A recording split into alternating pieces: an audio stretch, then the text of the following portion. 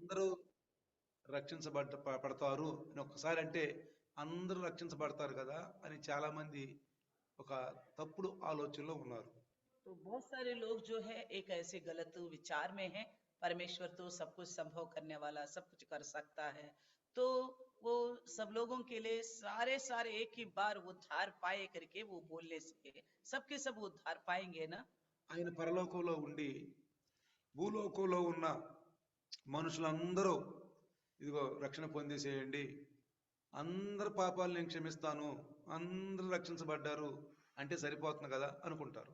परमेश्वर जो है स्वर्ग में रहकर धरती पर के हर एक इंसान की खातिर ये बोले, आप सबके पापों को मैंने क्षमा कर दिया हूँ, आप सब उद्धार पाए हैं, सबको स्वर्ग मिल गए बोल दिया तो अच्छी बात है, स्वर्ग मिल जाएगा ना। కాబట్టి ఇలాంటి విచారాలు కలిగిన వాళ్ళకి మనం ఏం చెప్పాలంటే, इस प्रकार की सोचने वाले लोगों के लिए हमें क्या कहना है। అసలు మొట్టమొదట జరిగిన విషయం ఏంటో మనం బైబిల్లో నుంచి ఆది కాండం నుంచి తీసుకోవాలి. तो सबसे पहले जो घटना घटी थी उसको बाइबल में से उत्पत्ति से हमें लेना होगा। అంటే మొట్టమొదట్లో దేవుడు తన స్వరూపంతో తన యొక్క పోలికలో చేసుకున్న మానవుడు మరి తప్పిపోయి పాపం చేశాడు కాబట్టి, परमेश्वर ने सबसे पहले अपने स्वरूप में समानता में इंसान को जब बनाया था, उसने गलत करके परमेश्वर से हट गया था, అంటే పాపం చేశాడు కాబట్టి पाप किया है। ఆ పాపం యొక్క మరి ఆ పాపం వలన వచ్చిన శాపాన్ని తీసివేయాలంటే उस पाप की वजह से जो शाप आया है उसे निकालने के लिए మరి యేసుక్రీస్తు యొక్క స్వరూపంలో మనల్నందరికీ మార్చటానికి, ఆయన చిత్తాన్ని మరి బయలుపరచడానికే మరి ఈ లోకంలోకి యేసు ప్రభు పంపించాడని మనం ఇతరులకు చెప్పాలి. तो हमें ये बात बताना है कि यीशु मसीह को इस संसार में इसलिए भेजा है कि परमेश्वर के उद्देश्य को समझने के लिए और उनके स्वरूप में बदल डालने के लिए ही भेजा गया है। కాబట్టి మనము మొదటి నుంచి కూడా క్రీస్తు స్వరూపములో, క్రీస్తు స్వరూపములో చేయబడ్డ వాళ్ళం మనం. तो हमें ये समझना है कि हम शुरू से ही आदि से ही मसीह के स्वरूप में बनाए गए हैं। ఎందుకని క్రీస్తు స్వరూపంలో మనం చేయబడ్డామంటే, क्यों मसीह के स्वरूप में हम बनाए गए हैं? ఎందుకంటే యేసు ప్రభు ఇప్పుడు పరిశుద్ధుడు. क्योंकि यीशु मसीह पवित्र है। యేసు ప్రభు పరిశుద్ధుడు కాబట్టి यीशु मसीह पवित्र है, इसलिए మనం కూడా పరిశుద్ధంగా ఉండాలి. हमें भी पवित्र रहना है। తన కుమారుడు పరిశుద్ధుడు కాబట్టి क्योंकि उनका पुत्र पवित्र है, మనం కూడా పరిశుద్ధంగా ఉండాలి हमें भी पवित्र रहना है। అనేది దేవుని యొక్క ఉద్దేశం. ये परमेश्वर का उद्देश्य है। కాబట్టి దేవుని యొక్క ఉద్దేశాన్ని మనం ఎరిగి इसलिए परमेश्वर का उद्देश्य को हम जानकर ఆయన చిత్తానుసారంగా మలచబడాలి. మనం అందరమే हम सब जो है उनके उद्देश्य के अनुसार बदल डालना है, మనం మలచబడాలి. हम बदलना है। అది దేవుని యొక్క ये ఉద్దేశము. परमेश्वर का उद्देश्य है, ఎందుకంటే మనం అందరం కూడా దేవుని బిడ్డలమే. क्योंकि हम सब परमेश्वर का ही संतान है। మనం అందరం దేవుని బిడ్డలమే. हम सबके सब परमेश्वर का संतान కాబట్టి है। దేవుని బిడ్డలమైన మనము, परमेश्वर के संतान जो हम हैं, మనం దేవుని బిడ్డలు, పరిశుద్ధులు కాబట్టి దేవుని బిడ్డలు, మరి మనం కూడా పరిశుద్ధంగానే ఉండాలి. तो जब परमेश्वर के संतान पवित्र है तो हमें भी पवित्र होना चाहिए। ఆ పరిశుద్ధత అనేది మనకు కావాలి. वो पवित्रता हमें होनी चाहिए, ఎందుకని? దేవుడు పరిశుద్ధుడు. क्योंकि परमेश्वर पवित्र है। దేవుడు పరిశుద్ధుడు కాబట్టి परमेश्वर पवित्र है, इसलिए మనం కూడా పరిశుద్ధంగా ఉండాలి. हमें भी पवित्र रहना है। పరిశుద్ధులే పరలోకానికి వారసులు. पवित्र लोग ही स्वर्ग राज्य का वारिस है, పరలోకంలో జీవించగలుగుతారు. वो स्वर्ग में वास कर पाएंगे। కాబట్టి రండి, इसलिए आइए, దానికి మనకు బైబిల్లో చక్కని ఒక మాట రాయబడి ఉంది. హెబ్రీ రాసిన పత్రిక, बाइबल में एक अच्छी बात लिखी हुई है। देखिए इब्रानियों की लिखी हुई पत्री, హెబ్రీ రాసిన పత్రికలో इब्रानियों की पत्री 2వ అధ్యాయము दूसरे अध्याय 14 మరి 15 కనుక మనం చదివితే 14 और 15 पढ़ेंगे तो 14, 15 చదువుదాం. दूसरा अध्याय का 14, 15। కాబట్టి ఆ పిల్లలు రక్త మాంసములు గలవారైనందున ఆ ప్రకారమే మరణం యొక్క ఫలము గల వారిని, అనగా అపవాదిని, మరణము ద్వారా నశింపజేయుటకును, జీవితకాలమంతయు మరణభయము చేత దాస్యమునకు లోబడిన వారిని విడిపించుటకును ఆయన కూడా రక్త మాంసములలో పాలివాడాయను. इसलिए जबकि लड़के मांस और लहू के भागी है तो आप भी उनके समान उनका सहभागी हो गया, ताकि मृत्यु के द्वारा उसे जिसे मृत्यु पर शक्ति मिली थी अर्थात शैतान को निकम्मा कर दे, और जितने मृत्यु के भय के मारे जीवन भर दासत्व में फंसे थे उन्हें छुड़ा ले। అంటే ఇక్కడ మనం రెండు విషయాలు గమనించాలి. यहाँ पे दो बातों को हमें ध्यान रखना है। ఒకటి, దేవుడు ఇప్పుడు మనము యేసు ప్రభు పరిశుద్ధుడు అని మనం చూస్తున్నాం. మనం బైబిల్లో కూడా ఆయన గురించి చదువుకున్నాం. हम देखते हैं कि यीशु मसीह पवित्र है क्योंकि बाइबल में हमने पढ़ा है। కాబట్టి దేవుని ఉద్దేశం ఏంటి? इसलिए परमेश्वर का उद्देश्य क्या है? అందరూ పరిశుద్ధులుగా ఉండాలి. सबके सब पवित्र बनना है। అంటే దేవుడు పరిశుద్ధుడు కాబట్టి परमेश्वर पवित्र है, इसलिए దేవుని బిడ్డలుగా మనం కూడా పరిశుద్ధులుగా ఉండాలి. परमेश्वर के संतान होने के नाते हम भी पवित्र होना है। అదే గనక దేవుడు గనక పరిశుద్ధుడు కాకపోతే, अगर सोच लीजिए परमेश्वर ही पवित्र नहीं होता మనం కూడా పరిశుద్ధులు కాకుండా పర్వాలేదు, तो हम भी अपवित्र रहे, पवित्र ना बने तो चलेगा, పర్వాలేదు. कोई बात नहीं। కానీ దేవుడు పరిశుద్ధుడు కదా, लेकिन परमेश्वर पवित्र है ना, కాబట్టి దేవుడు పరిశుద్ధుడు కాబట్టి మనం కూడా పరిశుద్ధంగా ఉండాలి. इसलिए परमेश्वर पवित्र है तो हमें भी पवित्र रहना है। పవిత్రంగా ఉండటం అనేది దేవుని ఉద్దేశం. पवित्र रहना परमेश्वर का उद्देश्य है। అందుకని इसलिए పరిశుద్ధుడుగా యేసుక్రీస్తుని కన్యక గర్భమున ఈ లోకానికి పంపించాడు. पवित्र बनाकर यीशु मसीह को कुंवारी के गर्भ के द्वारा इस संसार में भेजा है। ఈ లోకానికి యేసు ప్రభువు మరి పరిశుద్ధుడుగా వచ్చాడు ఈ భూమి మీదకి. इस संसार में मसीह यीशु पवित्र होके आए हैं, ఎందుకని? क्योंकि దేవుని బిడ్డలు రక్తమాంసములు కలిగి ఉన్నారు కాబట్టి. जबकि लड़के लहू और मांस के भागी है। దేవుని బిడ్డలను ఎందుకు అంటున్నాడు? यहाँ पे परमेश्वर के लड़के करके क्यों बोलता है? మనందరూ తెలిసిన విషయమే. हम सब जानने वाली विषय है। మొట్టమొదట सबसे पहले ఆదాముల వలన ఆయన చేసుకున్నాడు. आदम हव्वा को परमेश्वर ने बनाया తన है, స్వరూపులు తన పోలు చేసుకున్నాడు. अपने स्वरूप में समानता में बनाया है। అంటే ఆయన వారిని అపరిశుద్ధంగాను పాపులుగాను చేయలేదు, परमेश्वर ने उन लोगों को ना अपवित्र बनाया ना पापी बनाया, పరిశుద్ధంగా చేసుకున్నాడు. उनको बनाया है पवित्र रूप में। ఆయన వాళ్ళని పరిశుద్ధంగా చేసుకున్నప్పుడు जैसे पवित्र बनाए तो మరి వాళ్ళలో పాపం ఉంటుందా? क्या ऐसे में पाप रह सकता है? పాపం లేదండి. पाप नहीं होना ఈ है। పాపం అనేది ఈ మధ్య కాలంలోనే వచ్చింది. पाप जो है ये बीच के समय में आ गए हैं। పాపం మధ్య కాలంలో వచ్చింది. ये पाप बीच में ही आया है। మొట్టమొదటి పరిశుద్ధులే, पहले भी पवित्र थे, మొట్టమొదటి పరిశుద్ధులే. पहले पवित्र थे, ఆఖరిగా వచ్చిన మానవుడుగా వచ్చినటువంటి యేసు ప్రభు కూడా పరిశుద్ధుడే.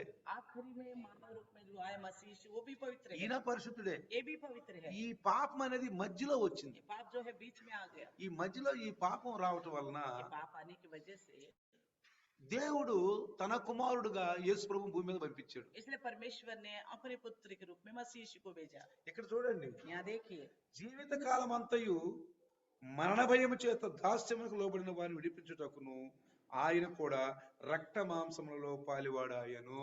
और जितने मृत्यु के भय के बारे जीवन भर दासत्व में फंसे थे, उन्हें छुड़ा लेने के लिए वो मांस और लहू का सहभागी हो गया। అంటే పరిశుద్ధుడైనటువంటి మానవులలో మొట్టమొదట పాపం వచ్చిందండి. पहले इंसान पवित्र थे मगर उनके अंदर पहला पाप आ गया। మొట్టమొదట పాపం వచ్చింది. सबसे पहले का पाप आ गया। పాపానికి మరి ఆ పాపానికి పనిష్మెంట్ ఏంటి? पाप का प्रायश्चित क्या है? పాపానికి పనిష్మెంట్ ఏంటంటే మరణం. पाप का प्रायश्चित क्या है कि यानी पाप का दंड है मृत्यु। మరణం. दंड मृत्यु है। ఇప్పుడు ఈ మరణాన్ని మనిషి తనకు తాను తీసేసుకోలేడు.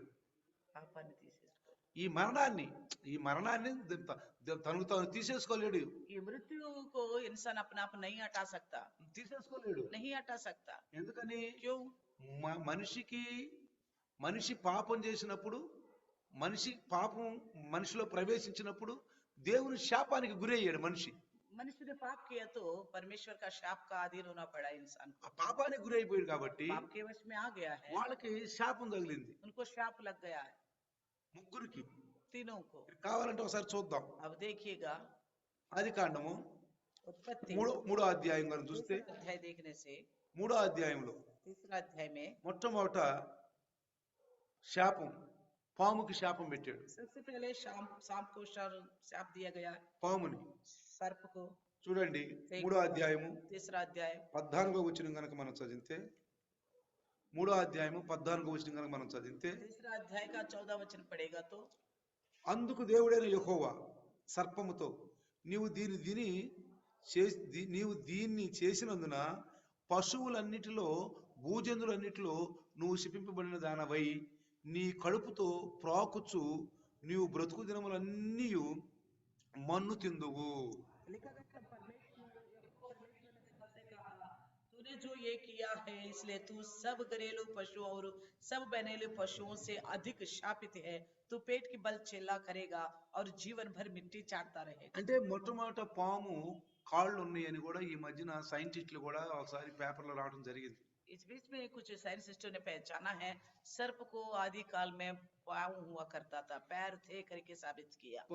కాళ్ళు ఉన్నాయి, पैर थे అవి మధ్య మధ్యలో రాపిడి తగిలి అవి పోయినని ఏదో చెప్పుకొచ్చారు. तो साइंटिस्ट ने बताया कुछ समय के बाद इधर उधर घिस गया, खत्म हो गया करके చెప్పారు. बताया। కానీ బైబిల్ స్పష్టంగా చెప్తుంది मगर बाइबल साफ बताती है ఇది శాపం వల్ల గురవుంది కాబట్టి ये सर्प को शाप मिला है। మొదట కాళ్ళు ఉన్నాయి ఈ పాముకి. इस सांप को तो पहले पैर थे करके मालूम మాట पड़ रहा है। ఆకులు అలములు చక్కగా పళ్ళు తింటూ ఉండేది. पहले तो ये पेड़ का पत्ते फल खाती रहती थी। కానీ ఇక్కడ శాపం ఏం పెట్టాడంటే यहाँ पे దేవుడు, शाप परमेश्वर ने क्या दिया నీవు है? కడుపుతో ప్రోగుతావు, पेट की बल चलेगी నువ్వు మను తింటావు. और मिट्टी खाओगी। చూడండి देखा దేవుని శాపం. ये परमेश्वर का शाप, నువ్వు కడుపుతో ప్రోగుతావు, पेट की बल चलेगा నువ్వు మను తింటావు. और मिट्टी चाटा करेगा। దేవుడు శాపం పెట్టాడు. परमेश्वर ने शाप दिया। ఈ రోజు కూడా చూడండి आज भी देखिए ఒక ప్రమాణం ఏంటంటే एक साबित करने वाला మీరు विषय। పామును చూసినప్పుడు आप सर्प को देखते हैं, పాము పొట్టతో పాగుతుంది, सर्प जो है पेट की बल ही चलता है, మొన్నే తింటుంది. वो मिट्टी को ही चाटता है। దీన్ని బట్టి మనకు దేవుడు ఉన్నాడు. इससे हमें मालूम पड़ता है ఆ हाँ దేవుడు परमेश्वर है। ఎవరండి? वो परमेश्वर कौन है? ఆదిలో ఉన్న దేవుడు. आदि में जो था वो అంటే परमेश्वर है। ప్రపంచాలు లేవు అప్పుడు, यानी कि उस समय कोई दुनिया में कुछ नहीं था, ఈ యొక్క దేశాలన్నీ లేవు. न कोई देश था, కానీ लेकिन ఏదేను వనములో, अदन की वाटिका में, ఆ ఏదేను వనములో ఉన్న దేవుడు अदन की वाटिका में रहने वाला परमेश्वर, రోజు ఆదాములతో కలిసే దేవుడు. रोज आदम हव्वा से मिलने वाला परमेश्वर, ఆ దేవుడు చెప్పిన మాట వినకుండా उसका कहने वाला बात ना मानते हुए, ఆయన తిన్నదన్న పండు తిని उनकी मना किया गया फल को खाकर ఏం తెచ్చుకున్నారు? उन्होंने क्या लेके आ गया? పాపం తెచ్చుకున్నారు. पाप को कमाया। మానవుడు ఏం తెచ్చుకున్నాడండి? इंसान क्या लेके आया? పాపం తెచ్చుకున్నాడు. पाप को कमाया। పాపం తెచ్చుకోవటం వల్ల దేవుని శాపానికి గురయ్యాడు. पाप आने की वजह से परमेश्वर का शाप के वश में आ गया। మనుషుడు దేవుని శాపానికి గురయ్యాడు. इंसान जो है परमेश्वर के शाप के वश में हो गया। దేవుడు ఆ దేవుడు పెట్టిన శాపాన్ని తీసివేయటానికి ఆ దేవుని వల్ల అవుద్దు కానీ ఇంకెవరి వల్ల కాదు. जिसने शाप दिया उसी परमेश्वर की बस की में हो सकती है उस शाप से बाहर निकालना, और किसी की बस की नहीं है। మీరు ఎప్పుడు సినిమాలో చూసారా? आप कभी पिक्चर में देखा है? ఆ సినిమాలో ఒక వ్యక్తి, ఒక ముని ఎవరో ఒక వ్యక్తికి నువ్వు మేక అయిపోతావు అని చెప్పి శాపం పెడతాడు. तो हम पिक्चर में देखते हैं एक ऋषि तपस्या करने वाला दूसरे को वो शाप देता है, అప్పుడు ఆ మనిషి మేక అయిపోతాడు. तो बकरी होने का शाप देता तो वो बकरी बन जाता है। ఇప్పుడు ఆ మేక ఏమంటారు తెలుసా? तो वो बकरी क्या बोलती है? మరి గురువు గారు నా శాపం ఎప్పుడు విముక్తి అవుద్ది అని అడుగుతారు. तो बोलते हैं गुरुजी फिर मैं अपने शाप से कब छुटकारा पाऊंगा? ఎప్పుడు నువ్వు నాకు ఈ శాపం నుంచి ముక్తిస్తావు? कब मुझे इस शाप से छुटकारा ఇప్పుడు देगा? ఎవరు ఇవ్వాలి విముక్తి?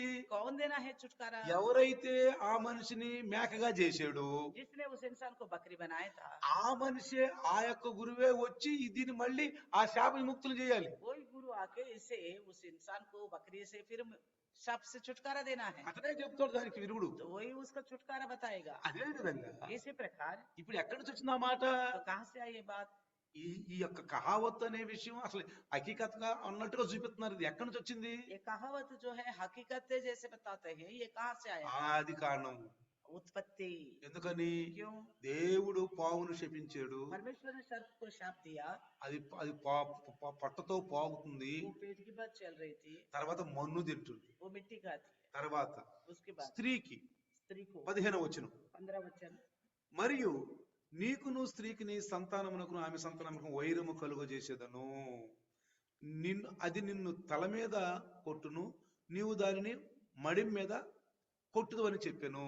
ఇది ఈ స్త్రీ సంతానానికి, పాము సంతానము ఈ స్త్రీ సంతానానికి ఉన్నటువంటి వైరాన్ని గురించి చెప్తున్నాడు ఇక్కడ. तो 15 वचन में देखते हैं एक स्त्री का संतान को और सर्प का संतान को देखकर, और मैं तेरे और इस स्त्री के बीच में और तेरे वंश और इसके वंश के बीच में बैर उत्पन्न करूंगा, वे तेरे सिर को कुचले डालेगा और तू उसका एड़ी को डसेगा।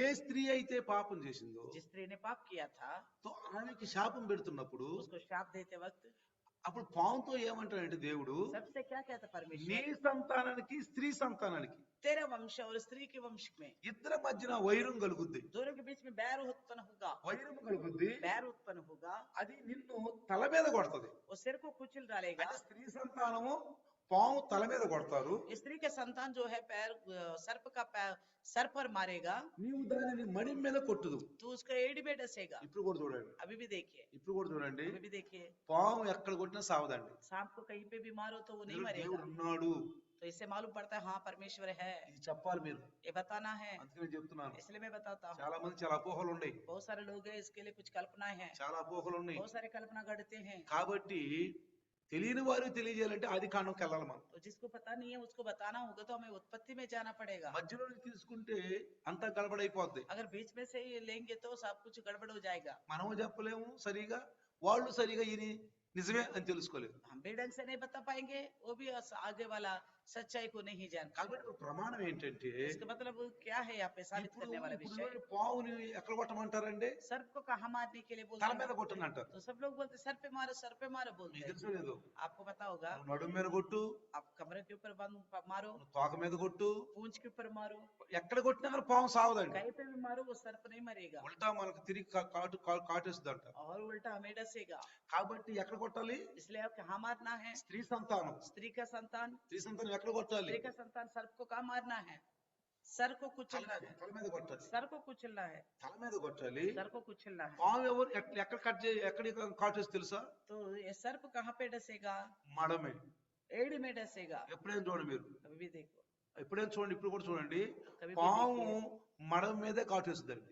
तो सर्प जो है ये एड़ी में ही डसती है। నిజమైన దేవుడు ఎవరండి? तो सच्चे परमेश्वर कौन अब बताइए? ఆదామవ్వలను చేసిన దేవుడు. आदम अव्वा को बनाने वाला परमेश्वर। ఆదామవ్వలు చేసిన దేవుడు ఎవరండి? आदम अव्वा को किसने बनाया है? యెహోవా. यहोवा परमेश्वर। నిజమైన దేవుడు ఆయనే. वो सच्चे परमेश्वर वही है। ఈ లోకంలో దేవుళ్ళు లేరండి ఇక. और इस संसार में कोई परमेश्वर नहीं है। దేవుళ్ళు అంటున్నారే, बहुत सारे ईश्वर करके बोलते हैं ना, ఎందుకు అంటున్నారంటే क्यों वैसे कहता है? మనుషులు అనేకం मनुष्य बहुत सारे हैं, విస్తరించారు. बहुत सारे विस्तार रूप से बढ़ गए। అది కూడా దేవుని యొక్క ఆశీర్వాదమే. ये भी परमेश्वर के आशीर्वाद की वजह से। ఎవరన్నాడు? ఫలించండి, అభివృద్ధి పొందండి, విస్తరించండి అన్నాడు. क्या कहा है? फूलो फलो फलवंत हो जाओ, भर जाओ पृथ्वी को। తర్వాత జలప్రళయం తర్వాత जल प्रलय के बाद, మరలా చూడండి, మీరు కావాలంటే జలప్రళయం తర్వాత 9వ అధ్యాయం కనుక చూస్తే, जल प्रलय के बाद 9वें अध्याय में देखेगा तो 9వ అధ్యాయంలో చూడండి 7వ వచనం, 7वें वचन में देखिए, దేవుడు తన స్వరూపమందు నరుని చేసెను, మీరు ఫలించి అభివృద్ధి నొందుడి,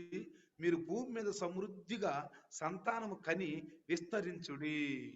क्योंकि परमेश्वर ने मनुष्यों को अपने ही स्वरूप के अनुसार बनाया है, और तुम फूलो फलो और बढ़ो और पृथ्वी पर बहुतायत से संतान उत्पन्न करके उसमें भर जाओ। కాబట్టి ఈ భూమి మీద ఈ స్త్రీ పురుషులకు పుట్టిన సంతానం అంతా కూడా విస్తరించిపోయింది. కాబట్టి इस धरती पर हम देखते हैं ये स्त्री और पुरुष है, जिनमें सारा संतान से पृथ्वी भर गई है, విస్తరించిపోయింది కాబట్టి भर चुका है। ఎవరికి వాళ్ళు మరి ఆ యొక్క గొర్రెల్లాగా చెదిరిపోయారు. కాబట్టి तो लोग सर जो है भेड़ों के समान भटक चुके हैं। మనుషులు అనేకం కాబట్టి మనుషులు కూడా దేవుళ్ళు అనేకం చేసుకున్నారు. मनुष्य जैसे बहुत प्रकार के विभिन्न प्रकार के, तो मनुष्यों ने भगवानों को भी ऐसा ही विभिन्न बनाया। ఆ నిజ దేవుడు, ఆ సృష్టికర్త అయిన దేవుడు, మొట్టమొదట ఏదైనా వనంలో ఆదాము అవ్వలు చేసిన దేవుడు, वो सृष्टिकर्ता परमेश्वर, जो हकीकत की परमेश्वर, सबसे पहले अव्वा आदम को बनाया है। ఆ దేవుడు वो परमेश्वर, वो परमेश्वर, ఆయనే నిజమైన దేవుడు. वही हकीकत का परमेश्वर है। కానీ लेकिन ఆ దేవుడు ఒక వ్యక్తిని పిలుచుకున్నాడు, उसी परमेश्वर ने एक व्यक्ति को बुलाया है, ఒక వ్యక్తి ద్వారా మాట్లాడాడు. एक व्यक्ति के द्वारा बात किए हैं। ప్రపంచం అందరి ద్వారా మాట్లాడదండి. दुनिया में सबके साथ बात नहीं किया। ఒక్కసారి పరలోకం నుండి వాళ్ళు అనుకున్నట్టు వినండి నా మాట అందరూ వినండి అని అందరిని నేర్పరుచుకుంటాను అనలా. तो ऐसा नहीं बोला स्वर्ग से ही सारा लोगों से बात किया, मेरे बात सुनो, मैं सबको चुन लिया हूँ, ऐसा नहीं बोला। ఆయన ఒక వ్యక్తిని ఎన్నుకున్నాడు. उन्होंने एक ही व्यक्ति को चुना ఆ है। వ్యక్తి ఎవరు మనకు తెలుసు, वो व्यक्ति कौन है हमें पता है, అబ్రహాం. अब्राहम। అబ్రహాముని పిలుచుకున్నాడు. अब्राहम को बुलाया। అబ్రహాం సంతానం ద్వారా ఈ భూలోకంలో తనకు తాను అబ్రహాం మహింపరచబడాలనుకున్నాడు. अब्राहम के वंश के द्वारा इस धरती में अपना पूरा महिमा पाना चाहता, వాళ్ళకే ధర్మశాస్త్రం ఇచ్చాడు, इसलिए उन्हीं को ही व्यवस्था दिया है, వాళ్ళకే దేవుని వాక్కులు వచ్చినాయి, उन्हीं को ही परमेश्वर का वचन मिला వాళ్ళని है, ప్రపంచాలంతటికి పంపించారు, उन्होंने ही ये सारा पृथ्वी भर में भेज दिया, సత్యాన్ని పంపించారు, सच्चाई को भेज दिया, సత్యాన్ని బోధించారు. सच्चाई का संदेश दिया। యూదులు ఇజ్రాయేలీలు ఈ లోకంలో అందరూ చల్లా చెదరైపోయారు, यहूदी इजराइल जो है दुनिया भर में तितर बितर हो गए हैं, చల్లా చెదరైపోయారు. तितर बितर हो गए हैं, ఆఖరి మన ఇండియాకు కూడా వచ్చారండి. अंत में हमारे हिंदुस्तान में भी आ गए। అహష్వరేషు ఎస్తేరు గ్రంథంలో చూస్తే 127 సంస్థానాలు ఆయన పరిపాలించినట్టుంది. शासक राजा को देखते हैं, एस्तेर के ग्रंथ में उन्होंने 127 देशों का राज्य किया करके देखते అక్కడ हैं। మన హిందూ దేశం కూడా ఉందండి. वहां पे हमारा हिंदुस्तान के बारे में भी కాబట్టి ధర్మశాస్త్రం అనేది అది వ్యాపించిపోయిందండి. जो व्यवस्था जो है फैल गई है पूरा दुनिया మరి ఆ में। ధర్మశాస్త్రం వ్యాపించబడబట్టే ఈ ఈ- ఈ జ్యోతిష్కులు ఒక మహా వ్యక్తి పుట్టినప్పుడు నక్షత్రం కనపడుతుందని చూసి వాళ్ళు ఎత్తుక్కుంటూ ఆడకొచ్చారు, యోధ దేశానికి వచ్చారు. तो व्यवस्था जो है पूरा पृथ्वी पे भर गई थी, इसलिए वो ज्योतिषी जो है वो ढूंढते ढूंढते कहाँ आ गया, वहीं पे आ गए यरूशलेम में। ఎక్కడికి వచ్చారు వాళ్ళు? कहाँ पे आ गया? మన ఇండియాకి వచ్చారా? हमारे हिंदुस्तान में आए थे क्या? ఇండియాలో ఒక రాలా, हिंदुस्तान में नहीं आए। ఎక్కడికి వచ్చారు? कहाँ गए? బెత్లెహేం వెళ్ళిపోయారు. बेथलेहम गए। అక్కడికి వెళ్ళిపోయి वहां అడుగుతున్నాం, पे जाके पूछते हैं, ఇదిగో ఒక వ్యక్తి పుట్టాడు, हाँ देखो एक व्यक्ति पैदा हो गया, మీ ఇంట్లో పుట్టాడా అని. अब क्या आपका घर में पैदा हुआ?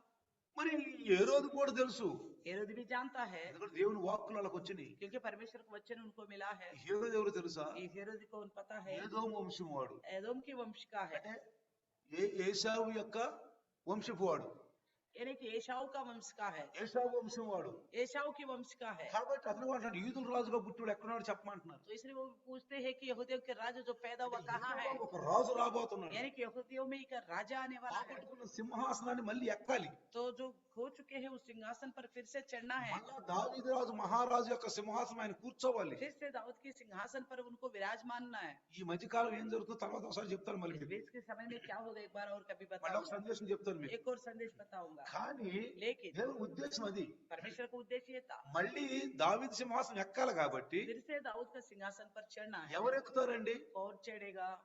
యూదులలో ఉన్నటువంటి ఆ సంతానం నుంచి రావాలి. यहूदियों में से जो संतान में है उसी से आना है, ఆ సంతానమే యేసు ప్రభు. वही संतान मसीह यीशु है। ఆయన రేపు ఏడు పరిపాలనలో ఆ యెరూషలేము మందిరంలో ఆయన ఆ సింహాసనం మీద కూర్చోవాలి. वही मुझे 1000 वर्ष के राज्य में उस यरूशलेम में उस सिंहासन पर वो बैठेगा। కాబట్టి పాముకు శాపం దొరికింది, देखिए यहाँ पे सर्प को श्राप मिल गया, తర్వాత స్త్రీని కూడా శపించాడు. और उसके बाद स्त्री को भी श्राप दिया। 16వ వచనం చూస్తే 16 वचन में స్త్రీతో నీ ప్రయాసమును నీ గర్భవేదనను నేను మిక్కిలి హెచ్చించదను, వేదనతో పిల్లలను కందువు, నీ భర్త ఎడల నీకు వాంఛ కలుగును, అతడు నిన్ను ఏలునని చెప్పాను.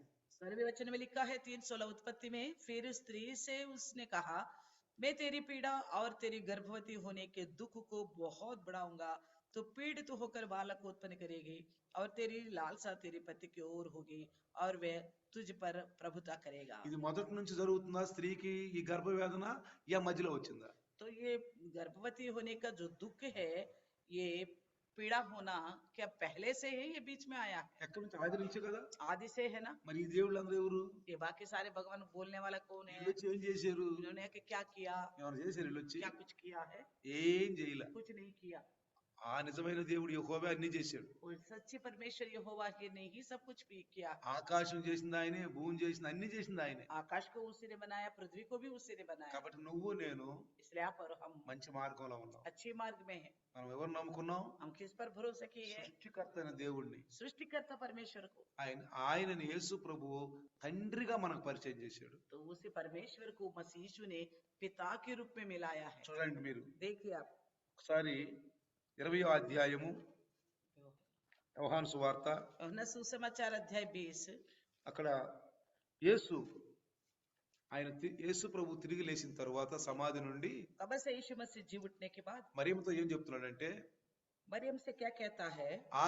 యేసు ఆమెతో, నేను ఇంకనూ తండ్రి ఎదుగు ఎక్కిపోలేదు కనుక నన్ను ముట్టుకొనవద్దు, అయితే నా సహోదరుల యొద్దకు వెళ్ళి నా తండ్రియు మీ తండ్రియు నా దేవుడును మీ దేవుడునైనా వాని యొద్దకు ఎక్కిపోవచ్చున్నానని వారితో చెప్పమనెను. यीशु ने उससे कहा, तो मुझे मत छू, क्योंकि मैं अब तक पिता के पास ऊपर नहीं गया, परंतु मेरे भाइयों के पास जाकर उनसे कह दे कि मैं अपने पिता और तुम्हारे पिता, मैं अपने परमेश्वर और तुम्हारे परमेश्वर के पास ऊपर जाता हूँ।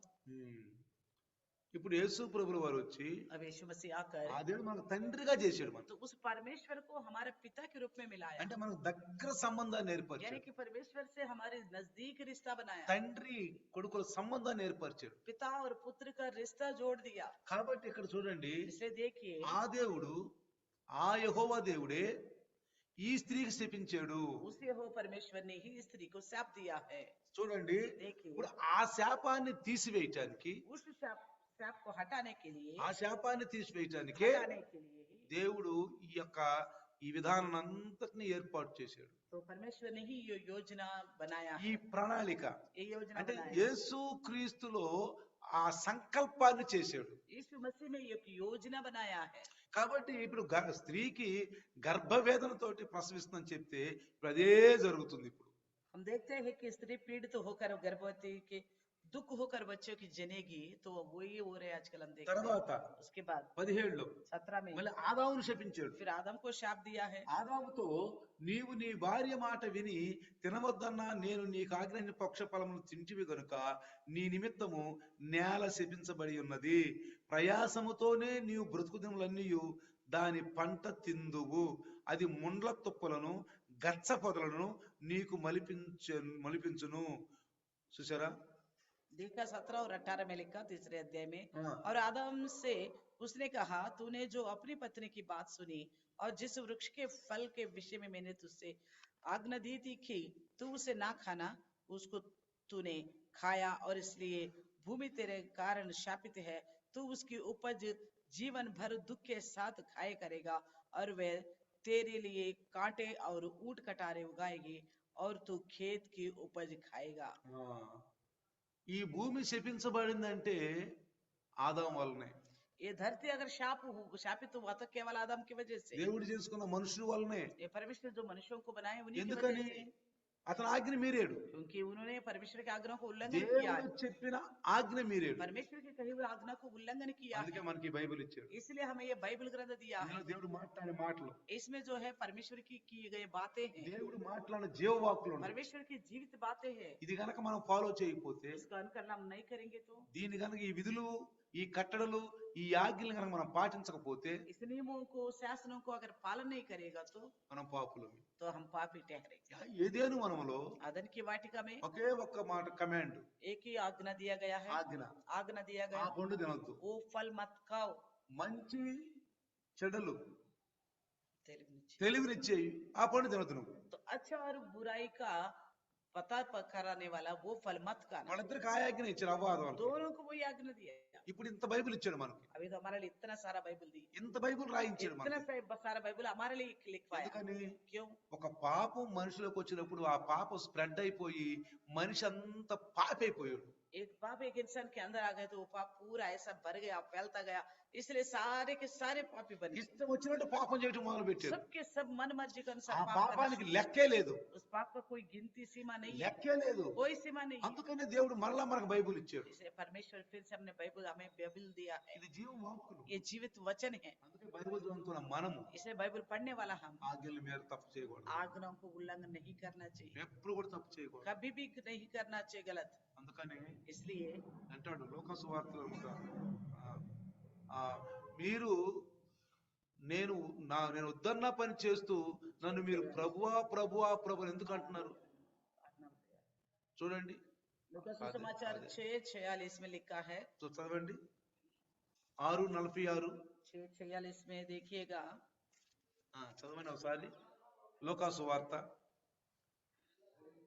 जब तुम मेरा कहना नहीं मानते तो क्यों मुझे हे प्रभु कहते हो? చూసారా, देखा, నేను చెప్పింది మీరు చేయట్లా, मेरा कहना तो नहीं मानते, నేను చెప్పిన దాన్ని మీరు ఫాలో అవట్లా, मेरा कहने की बात के अनुसार नहीं चलते నేను हो। చెప్పింది ఒకటి మీరు చేసేది ఒకటి. मैं कहता हूँ एक बात, तुम करते दूसरा बात। ఇంకొక విషయం చెప్పమంటావా? एक और बात बताऊं, అసలు ఒక మనిషిలో పాపం ఉందని అర్థం एक इंसान के अंदर पाप है करके कैसे बता सकते हैं? बताए, చెప్పొచ్చు మనం ఈ మనిషిలో పాపం ఉందని. हम कह सकते हैं इस इंसान के अंदर पाप है। ఏం తెలుసా? क्यों ऐसे पता है? చెయ్యొద్దు అన్న పని చేస్తాడు, नहीं करना है करके बोलते ना उसी को करने लग जाता है। చెయ్యొద్దు అంటే ఆ పని చేస్తారు. नहीं करना बोलने पर उसी को करेंगे, అదే పాపం. यही है पाप। నువ్వు గమనించవచ్చు, आप पहचान सकते हैं, స్పష్టంగా గమనించవచ్చు. साफ साफ पहचान सकते ఇదిగో हो। ఈ మనిషి పాపి. हाँ ये इंसान पापी है। ఎందుకని? क्यों? దేవుడు చెప్పాడు చేయొద్దని. परमेश्वर ने कहा था मत, అదే చేస్తున్నాడు. वही कर रहे। అదేమంటే ఏమో తిరుగుబాటు చేస్తాం దేవుడి మీద. अगर कुछ बोलने से प्रभु के खिलाफ बलवा करते हैं। తిరుగుబాటు అంటే बलवा करने का मतलब మనం చెప్పామనుకోండి, దైవదాసు చెప్పాడు అనుకోండి, अभी मान लीजिए प्रभु का दास बताता ఈ है పని చేయబాకయ్యా, ये काम मत करो, ఈ పని చేయబాకమ్మా, ये काम मत करो, ఇదిగో బైబిల్లో రాసిందని. क्योंकि बाइबल में लिखा हुआ है।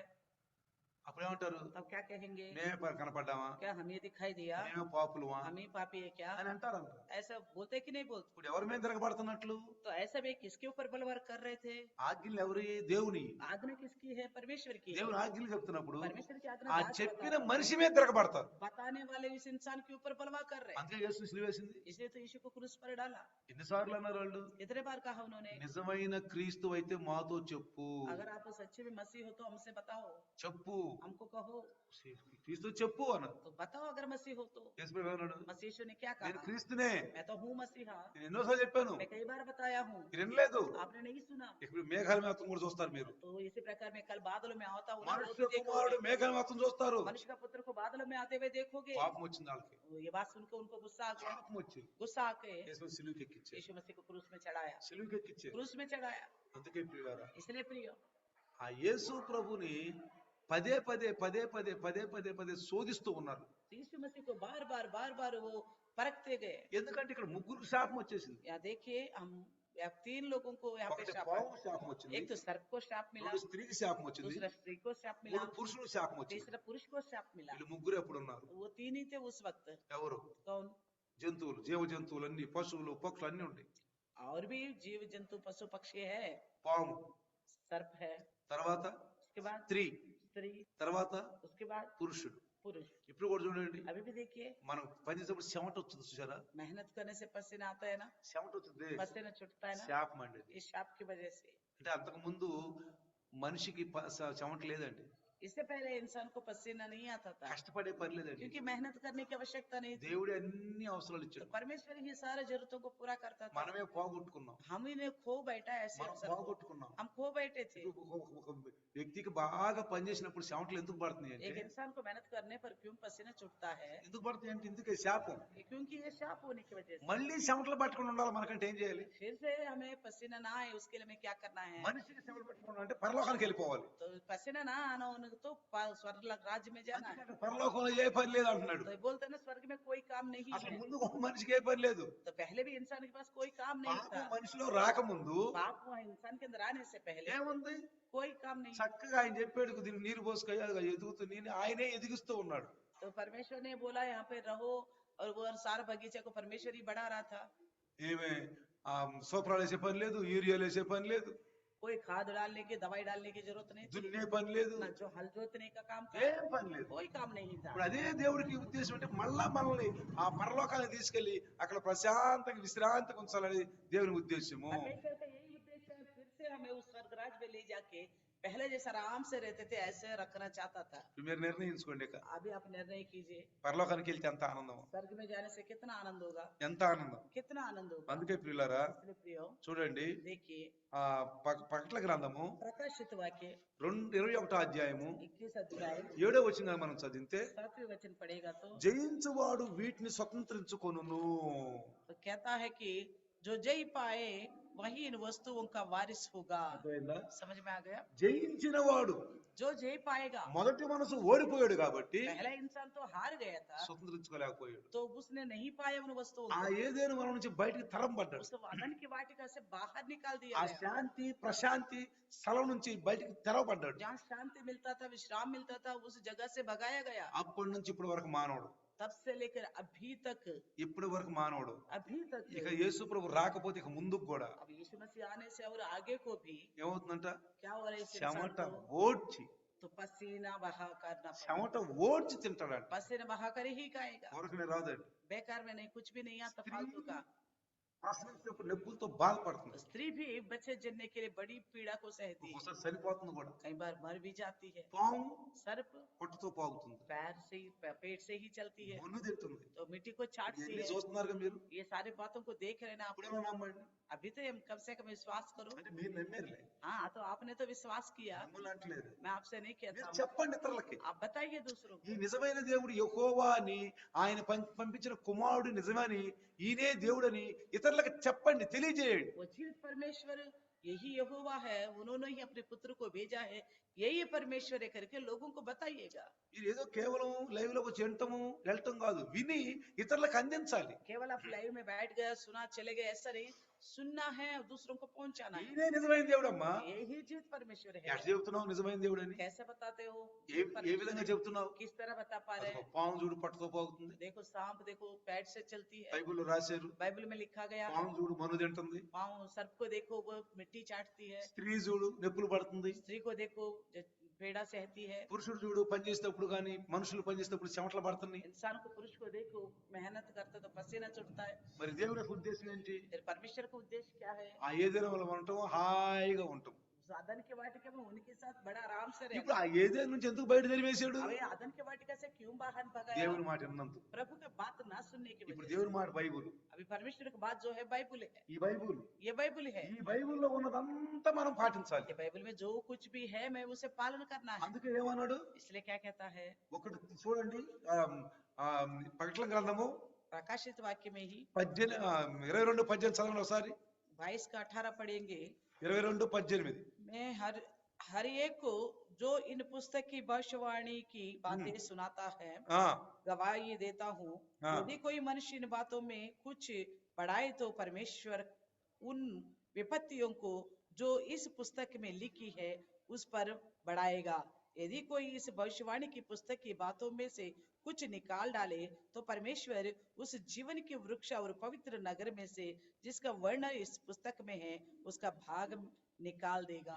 ఇక్కడ చూడు చక్కగా చూడు. ఈ గ్రంథమందున్న ప్రవచన వాక్యములను విను ప్రతి వానికి నేను సాక్ష్యం ఇచ్చినది ఏమనగా, ఎవడైనను వీటితో మరి ఏదైనను కలిపిన ఎడల ఈ గ్రంథములో వ్రాయబడిన తెగుళ్ళు దేవుడు వారి మీదకు కలుగజేయును. ఎవడైనను ఈ ప్రవచన గ్రంథమందున్న వాక్యములలో ఏదైనను తీసివేసిన ఎడల దేవుడు ఈ గ్రంథములో వ్రాయబడిన జీవవృక్షములోను పరిశుద్ధ పట్టణములోను వానికి పాలు లేకుండా చేయును.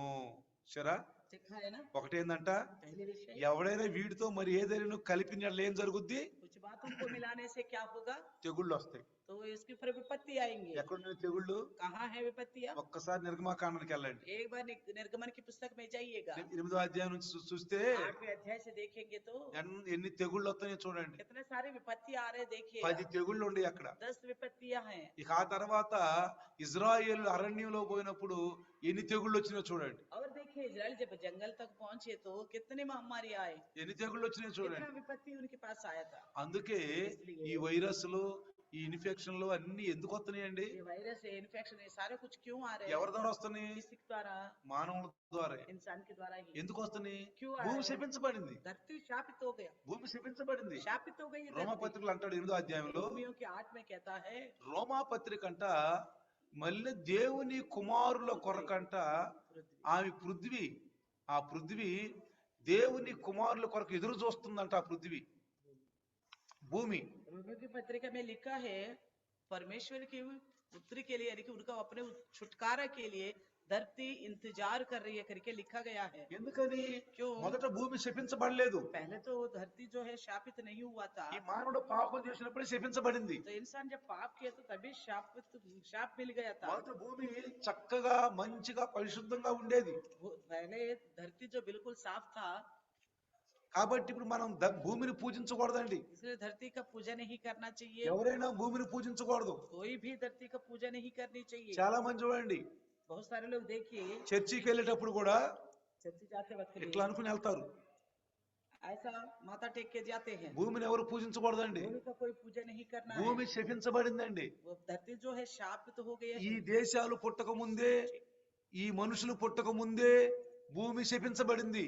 ये देश पैदा होने से पहले, इंसान पैदा होते ही ये धरती शापित हो गया है। అందుకనే ఈ 19 అధ్యాయులు 22, 19 ఏమన్నాడంటే ఎవడైనను ఈ ప్రవచన గ్రంథమందున్న వాక్యములలో ఏదైనా తీసివేసిన ఎడల దేవుడు ఈ గ్రంథములో రాయబడిన జీవవృక్ష ఫలములను పరిశుద్ధ పట్టణములోను వానికి పాలు లేకుండా చేయును. इसलिए प्रकाशित 22:19 में लिखा है, यदि कोई इस भविष्यवाणी की पुस्तक की बातों में से कुछ निकाल डाले तो परमेश्वर सुजीवन के वृक्ष और पवित्र नगर में से जिसका वर्णन इस पुस्तक में है उसका भाग निकाल करेगा। ఈ యొక్క పరిశుద్ధ గ్రంథంలో లేని దాన్ని కలిపితే ఏమంటున్నాడు? जो पवित्र ग्रंथ में जो है ही नहीं उसको मिलाने से क्या होगा? లేని దాన్ని కలిపితే తెగుళ్ళు వస్తాయి అంట. जो है ही नहीं उसको मिलाने से विपत्ति आएगा, ఉన్న వాటిని తీసేస్తే जो है उसको निकालने से జీవవృక్ష ఫలములో జీవవృక్షములోను పరిశుద్ధ పట్టణంలో పాలు లేవంట. तो जीवन के वृक्ष में भी सहभागी नहीं होगा और पवित्र नगर में भी ना प्रवेश होंगे। మరి ఎంతమంది ఈ మాటలు అంటున్నారు? कितने लोग इन बातों को सुनते हैं? ఎంతమంది ఈ మాటలని క్రైస్తవులు గాని అన్ని జనులు గాని ఫాలో అవుతున్నారు? कितने लोग चाहे मसीह में होने जाते हैं, कितना लोग पालन कर रहे हैं? ఎంతమంది క్రైస్తవుల్లో ఈ బైబిల్లో లేని విషయాలని మనకు కనపడుతున్నాయి? कितने मसीह लोगों के अंदर इस बाइबल में जो है ही नहीं वो विषय दिखाई देता है? ఎంతమంది క్రైస్తవుల్లో స్త్రీ పురుషుల్లో బైబిల్లో ఉన్న వాక్యాలని పాటించకుండా లోకంలో తిరుగుతున్నారు? कितने स्त्री पुरुष बाइबल का वचन को पालन ना करते हुए संसार में घूम रहे? ఎంతమంది తిరుగుతున్నారు? कितने लोग घूम रहे? అందుకనే इसलिए ఇక్కడ ఏమంటాడంటే क्या कहता है? మనం ఒక్కసారి కనుక చూస్తే ఎఫెసీయులకు రాసిన పత్రిక एफेसियों के लिखे पत्र 5వ అధ్యాయము 5वीं కావున మీరు ప్రియులైన పిల్లల వలె దేవుని పోలి నడుచుకొనుడి. इसलिए प्रिय बालकों के समान परमेश्वर का अनुकरण करो। ఎట్లా అంట? कैसा? ఏం చేయాలి మనం ఇప్పుడు? क्या करना हमें?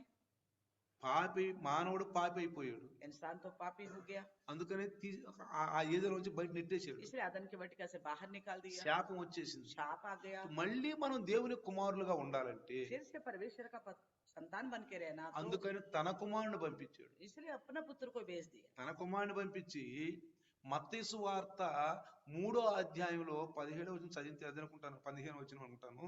అక్కడ ఏమంటే ఇదిగో ఈయన నా ప్రియ కుమారుడు, ఈయన యందు నేను ఆనందించున్నాను, ఈయన మాట వినమన్నాడు.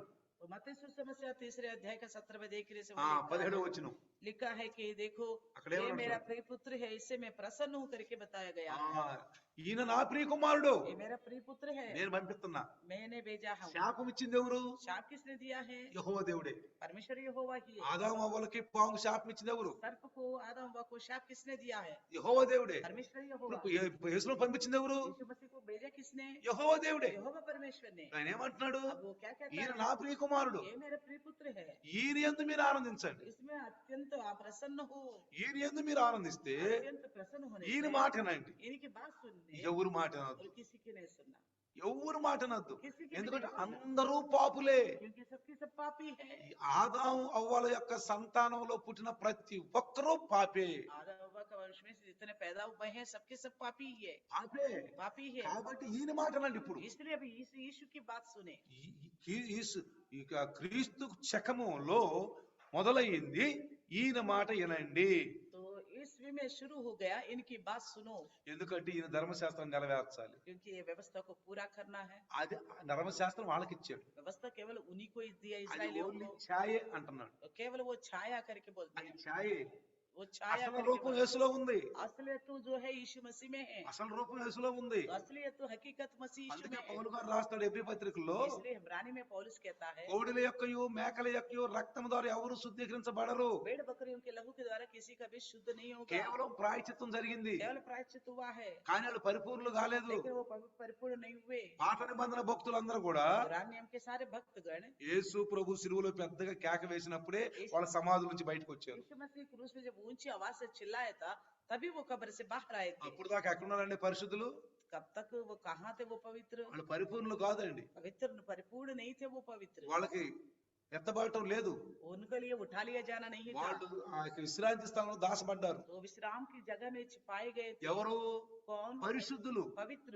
పాపులు అంటే కయ్యూని దగ్గర నుంచి చూసుకోవాలి మనం, पापी बोलने से कैन से लेकर देखना होगा, కానీ పరిశుద్ధులు అంటే హేబెల్ దగ్గర నుంచి చూసుకోవాలి. पवित्र लोग बोलने से हाबिल से देखना होगा। అర్థమవుతుందా మీకు? समझ में आ रहा है? పాపి అంటే కయ్యూను. पापी यानी कि कैन కయ్యూను లేవలేదు. कैन नहीं उठाया गया, లేవలేదు. नहीं उठा, ఎందుకంటే పాపులు లేవరండి. क्योंकि पापी नहीं जी उठेगा। ఇంకా తీర్పు ఇంకొక టైం ఉంది వాళ్ళకి. उनके लिए न्याय विमर्श का समय है, టైం ఉంది. समय है। ఇప్పుడు యేసు వచ్చినప్పుడు కూడా यीशु मसीह जब आएगा ना, పాపులు లేవరు, पापी नहीं उठेगा, పరిశుద్ధులే లెగుస్తారు. केवल पवित्र ही उठेंगे। పాత నిబంధన భక్తుల్లో కూడా पुराने नियम के भक्तगण में भी పరిశుద్ధులే వాళ్ళు.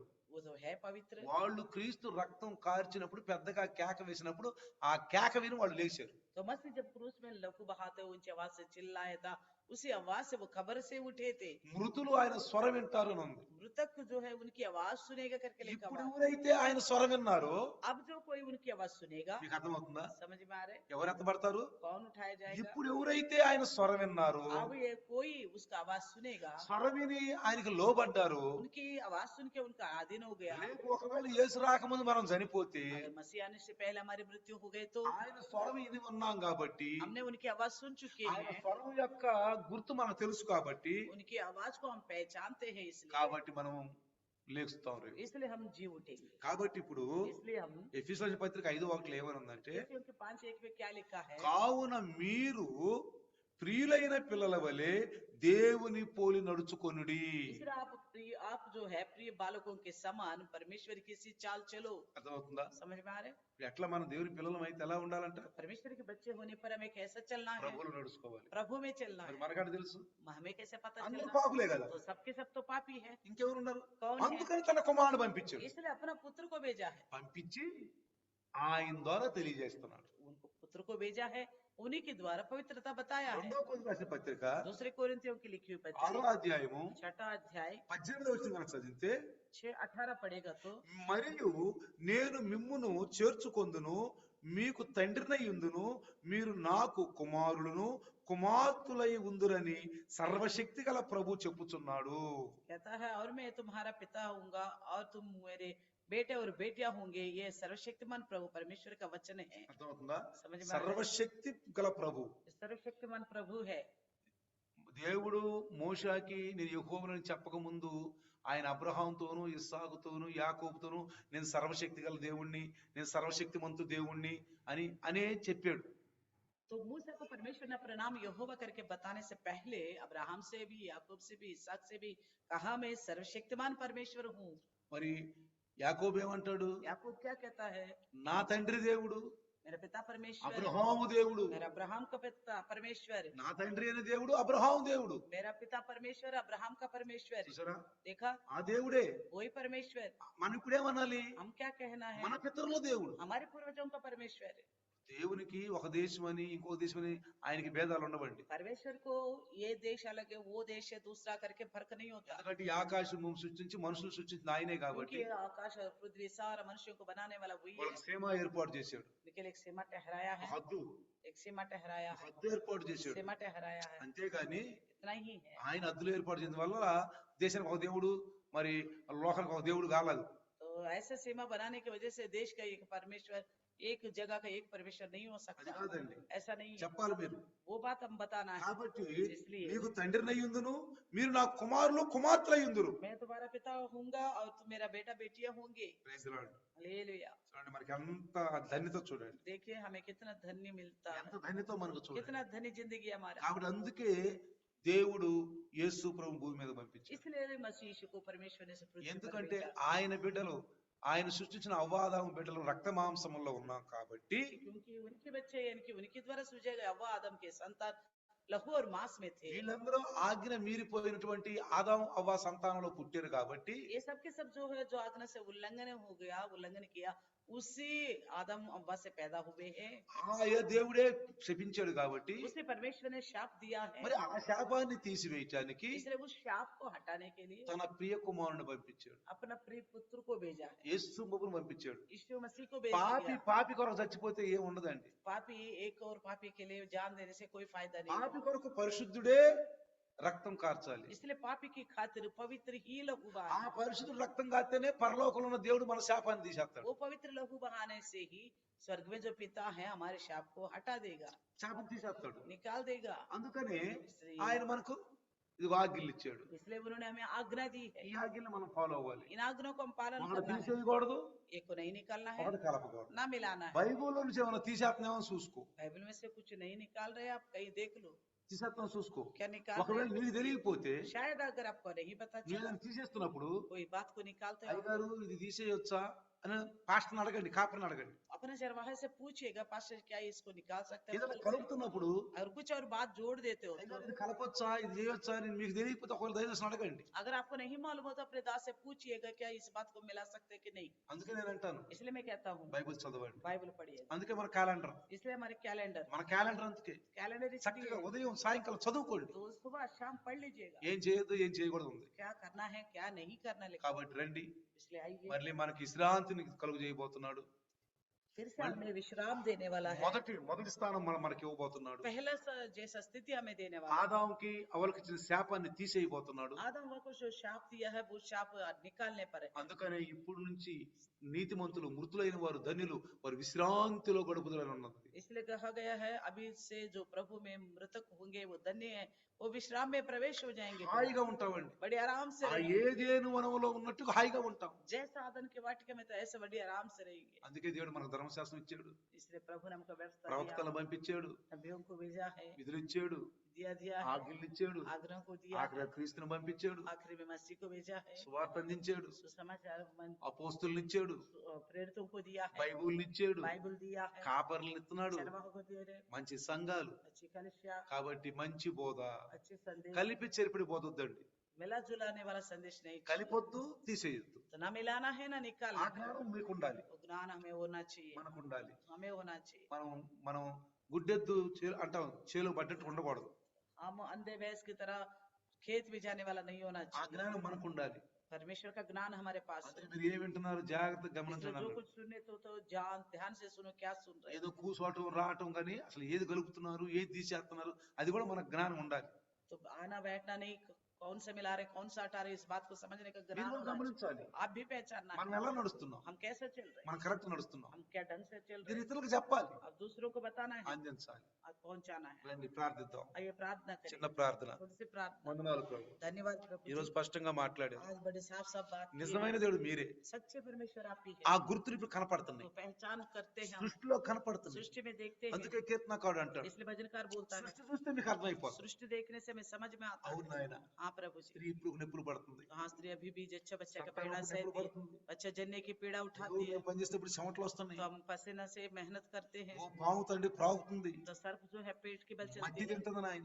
मिट्टी को छाटती है, నిజంగా అన్ని గుర్తులు ఉన్నాయి ప్రభు, सारे पहचानने के लायक है, అన్ని గుర్తులు ఉన్నాయి. सारे देख के हम అందుకే पहचान నీ पाते ప్రియకుమారి లోకానికి हैं। పంపించి इसलिए अपना पुत्र की संसार में మళ్ళీ भेजा, మాకు ఆ విశ్రాంతి స్థలాన్ని మాకు ఇవ్వటానికి फिर से उस विश्राम का जगह में देने के మా लिए కొరకు రక్తం కార్పించి, हमारे लिए लहू बहाया। ఇదిగో ఈయన మాటనండి, तो देखिए इनकी बात ఈయన सुनो, నా ప్రియకుమారుడు, ये मेरा प्रिय पुत्र ఈయన है, మాటనండి, इनकी सुनो, ఇదిగో ఈయన్ని ఫాలో అవ్వండి. इनकी अनुकरण करो। వందనాలు నాయన. धन्यवाद प्रभु లైవ్ లో जी, వచ్చిన బిడ్డలందరినీ చేతికి అప్పగించు. लय में आके सुना जितने उन ఈ రోజు सबको నుంచి ఒక आपका हाथ నిర్ణయం में- తీసుకొని, आज से एक निर्णय ले प्रभु అవును जी। నిజమైన దేవుడు ఈయన చెప్తాను, हाँ सच्ची जीवित परमेश्वर यही ఆ बोलूंगा, గుర్తులు కూడా చూపిస్తాను, पहचान बताओ, నేను కూడా నమ్ముతాను. मैं भी भरोसा వందనాలు करूंगा, నాయన. ये विश्वास చిన్న रखने వాక్యం అయ్యా బిడ్డల్లో మరి సైతాన్ని ఎత్తుకొని పోకుండా 100కి 100 పనిచేసి సహాయం చేయమని सुनी वचन शैतान उठा के ना ले जाने पाए, उसके लिए 100 गुना प्रतिफल होने के लिए काम करने के लिए मदद నీ करना। దాసుని ద్వారా మాట్లాడి కొద్ది మాటలు వేసి నామములో दास के దీవించబడును द्वारा గాక. बोले गए वचन यीशु के नाम से आशीष पाए, आमीन. आमीन। हमारे पिता परमेश्वर का प्यार, प्रभु यीशु मसीह का महान कृपा, पवित्र आत्मा का सहभागिता आज और कल युगान युग तक सदा काल इम्मानुएल बन के प्रभु लाइव में प्रभु जो बाहर से आ रहे, दिल्ली के बाहर से दिल्ली में जो आ रहे प्रभु, सबको प्रभु हमेशा में प्रभु आशीष वो समृद्ध से रहे प्रभु यीशु. आमीन। आमीन. सबको जय मसीह.